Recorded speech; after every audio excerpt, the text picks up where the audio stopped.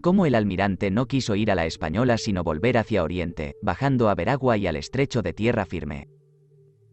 Aunque el almirante supo por los indios de aquella canoa las grandes riquezas, la política e industria que había en los puertos de las partes occidentales de la Nueva España, no quiso ir allá, pareciéndole que estando aquellos países a sotavento, podía navegar a ellos desde Cuba cuando le tuviese más conveniencia. Antes siguió su designio a descubrir el estrecho de tierra firme para abrir la navegación del mar de Mediodía, de que tenía gran necesidad para descubrir las tierras de la especería, y así determinó seguir el camino de Oriente hacia Veragua y el nombre de Dios donde imaginaba y creía estuviese el estrecho referido como en efecto estaba. Pero se engañó en la inteligencia porque él no pensó que fuese estrecho de tierra como son otros, sino de mar, que pasase como boca de un mar a otro, de cuyo error podía ser causa la equivocación del nombre, porque diciendo el estrecho de tierra firme está en Veragua, y en nombre de Dios, podía entenderse de agua o de tierra, y él tomaba esta por lo más común y porque lo deseaba más. Bien que aquel estrecho de tierra es no menos la puerta por donde se comunican tantos mares y han sido descubiertas y traídas a España tantas riquezas, porque no fue voluntad de Dios que una cosa tan grande y de tanta importancia se descubriese de otro modo, después que tuvo conocimiento de Nueva España por los indios de aquella canoa. Y para buscar el dicho estrecho, no habiendo en aquellas islas de los guanacos cosa estimable, sin tardanza alguna navegó de tierra firme a la punta que llamó de Carinal, porque había en ella muchos árboles que producían unas manzanillas algo arrugadas con hueso esponjoso, buenas para comer y especialmente cocidas, a las cuales llamaban casina los indios de la Española, y porque no se veía en aquella tierra cosa de que poder hacer caso, no quiso perder tiempo el almirante entrando en un gran golfo que allí se forma, sino seguir su camino la vuelta del este, a lo largo de la costa que corre al mismo rumbo en el Cabo de Gracias a Dios, la costa muy baja y de playa muy limpia. Los indios más cercanos a los casinas traían en la espalda las referidas camisolas pintadas y los pañetes delante, hacen coracinas de algodón colchadas que bastan para defensa de sus picas, y aún pueden resistir algunos golpes de nuestras armas, pero los que están más a oriente, hacia el Cabo de Gracias a Dios, son casi negros bestiales, andan desnudos, y en todo son muy rústicos. Y como decía el indio Yumbe, comen carne humana y peces crudos, tal como los matan, y traen las orejas agujereadas con tan anchos agujeros que podía pasarse por ellos un huevo de gallina, de que resultó llamarla el almirante la costa de Oreja. En esta costa saltó el prefecto en tierra, la mañana del día 14 de agosto año 1502, con las banderas y los capitanes y otros muchos de la armada, a oír misa. Y el miércoles siguiente, yendo las barcas a tierra para tomar posesión de aquella región en nombre los reyes católicos, nuestros señores, concurrieron a la playa más de 100 indios, cargados de bastimentos mirando a los nuestros, los cuales, luego que llegaron presentaron lo que traían al prefecto y se volvieron atrás sin hablar palabra. El prefecto mandó entonces que se les diesen cascabeles, cuentas y otras cosillas, y les preguntó por señas sobre las cosas de aquella región y por el intérprete referido, aunque por haber poco tiempo que estaba con nosotros no entendía bien a los cristianos por la distancia, aunque poca de su tierra a la española, donde muchos de los navíos habían aprendido lo indiano, y entendía más a los mismos indios, pero quedando satisfechos estos de lo que se les había dado, volvieron al mismo lugar al día siguiente más de 200 cargados de varias suertes de bastimentos, con gallinas de tierra que son mejor que las nuestras, ánades, peces tostados, habas coloradas y blancas, semejantes a los frijoles, y otras cosas nada diferentes de las de la española. La tierra estaba muy verde y hermosa aunque baja, había en ella muchos pinos, encinas y palmas de 7 suertes, mirabolanos que llaman obos en la española, y casi todas las otras frutas que se hallan en aquella isla. Asimismo había muchos leopardos, ciervos y también de los peces que hay en las islas y no se conocen en Castilla. La gente de este país era casi de la disposición de la de las otras islas, pero no tenían las frentes anchas ni mostraban tener religión alguna. Hay entre ellos lenguas diferentes y regularmente andan desnudos aunque traen cubiertas sus partes. Algunos usan ciertas camisolas como las nuestras que llegan al ombligo y sin mangas. Traen labrados los brazos y el cuerpo de labores moriscos, hechos con fuego que les hacen parecer extraños, y algunos traen leones pintados, ciervos, castillos con torres y otras figuras diversas. En lugar de birretes traen los más algunos pañuelos de algodón blancos y colorados, y otros traen pendientes sobre la frente algunos mechones de cabellos. Pero cuando se componen para alguna fiesta se tiñen la cara, unos de negro, otros de colorado. Algunos se ponen rayas de varios colores en la cara, otros se ponen en ella picos de avestruces, otros dan de negro a los ojos, y así se adornan para parecer hermosos, aunque verdaderamente parecen diablos. Cómo el almirante pasó la costa de Oreja por el Cabo de Gracias a Dios y llegó a Caria y de lo que vio e hizo allí.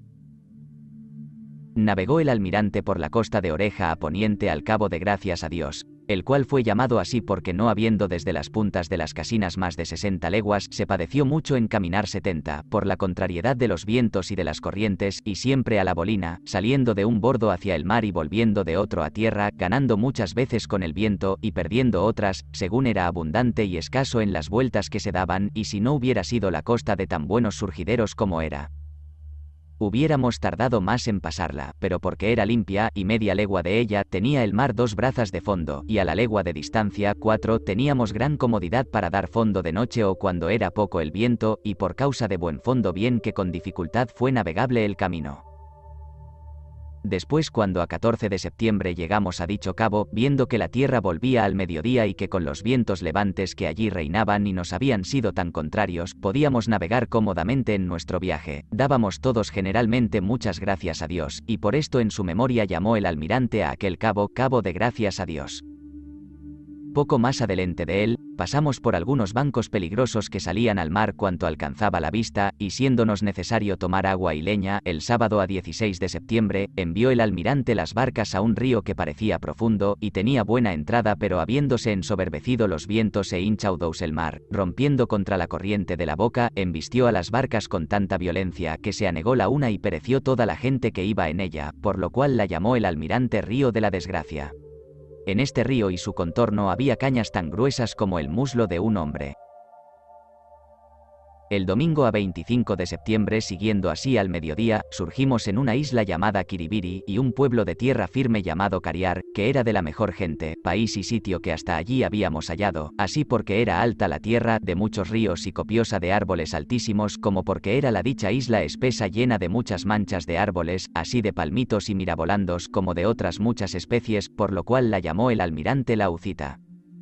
Dista una legua pequeña de Cariay, y está cercana a un gran río donde concurrió infinita gente de aquel contorno, muchos con arcos y flechas y otros con bastoncillos de palma, negros como la pez y duros como hueso, cuya punta estaba armada con espinas agudas de peces, otros con mazas o gruesos bastones, los cuales habían venido allí con ánimo de querer defender la tierra.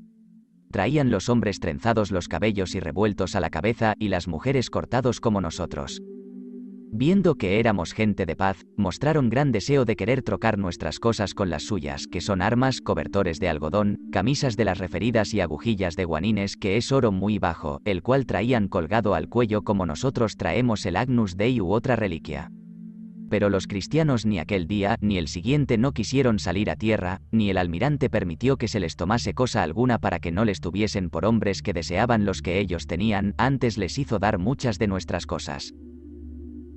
Los indios cuanto más veían que hacíamos poco caso de rescatar, lo deseaban más, haciendo muchas señas desde tierra y extendiendo los cobertores como banderas convidándonos a que desembarcásemos. Viendo finalmente que ninguno salía a tierra, cogieron todas las cosas que se les habían dado y muy bien atadas las pusieron en el mismo sitio donde habían ido las barcas a recibirlos, y así las hallaron los nuestros el miércoles que saltaron a tierra.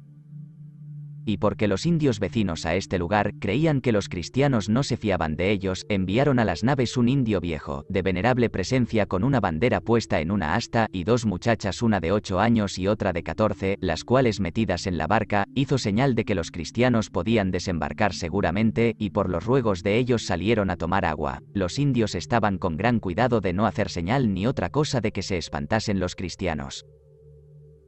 Y cuando después los vieron volverse a los navíos, les hacían muchas señas para que llevasen consigo los mozos que traían al cuello guaninis, y a instancias del viejo que los guiaba fuimos contentos de traerlos, en lo cual no solo mostraban más ingenio del que hasta entonces se había visto en otros. Pero en las muchachas se observó una gran fortaleza, porque viendo los cristianos de tan extraña vista, trato y generación, no dieron muestra de sentimiento, ni de tristeza, manteniéndose siempre con semblante alegre y honesto, y así fueron muy bien tratadas por el almirante y las hizo vestir y comer, y después las hizo llevar a tierra, donde estaban 50 indios, y las recibió el viejo que las había traído, alegrándose mucho con ellas. Volviendo aquel mismo día las barcas a la ribera, hallaron los mismos indios con las muchachas, las cuales restituyeron a los cristianos todo lo que les habían dado sin quedarse con cosa alguna.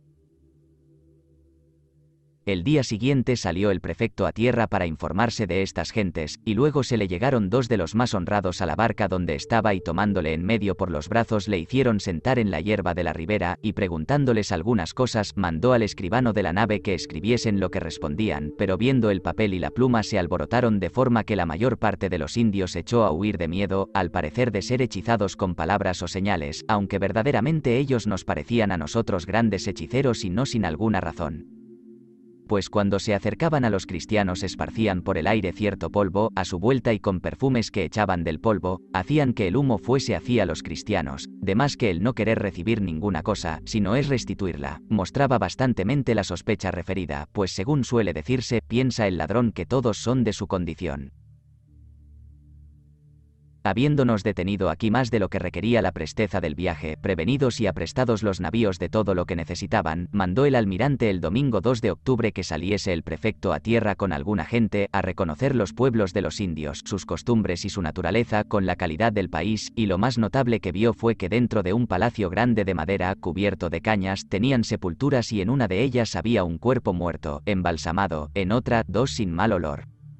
envueltos en algunos paños de algodón, y sobre las sepulturas había una tabla, en que estaban algunos animales esculpidos, y en algunas la figura del enterrado, cuyo cadáver estaba adornado de muchas joyas, de guanines y cuentecillas y otras cosas que eran lo que más estimaban.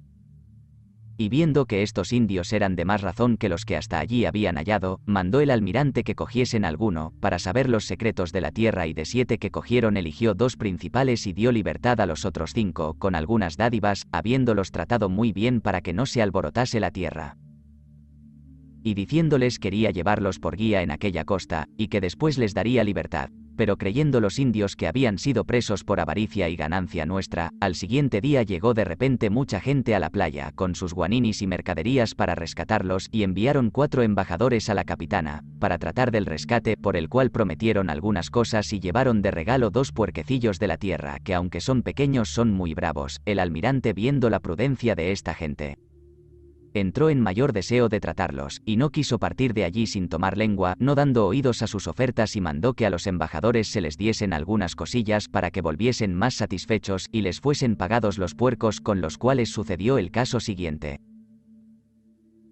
Entre otros animales de aquella tierra hay algunos gatos de color gris, con la cola muy larga y tan fuerte, que cogiendo alguna cosa con ella, parecía que estaba atada con una soga. Andan estos por los árboles, saltando de uno en otro, y cuando dan el salto, no solo se agarran a las ramas con las manos, sino con la cola, de la cual muchas veces se quedan colgando, como por juguete y descanso. Sucedió que un ballestero trajo, de un bosque, uno de estos gatos, echándole de un árbol abajo, y porque estando en tierra se puso tan feroz que no se atrevió a acercarse a él.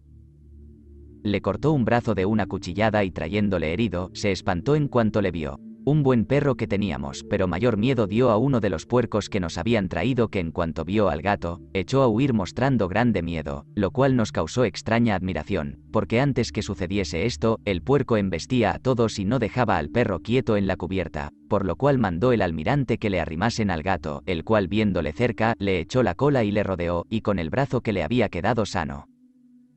le agarró para morderle, y el puerco chillaba de miedo fuertemente, de que venimos en conocimiento que semejantes gatos deben de cazar en aquella tierra como los lobos y los lebreles en España.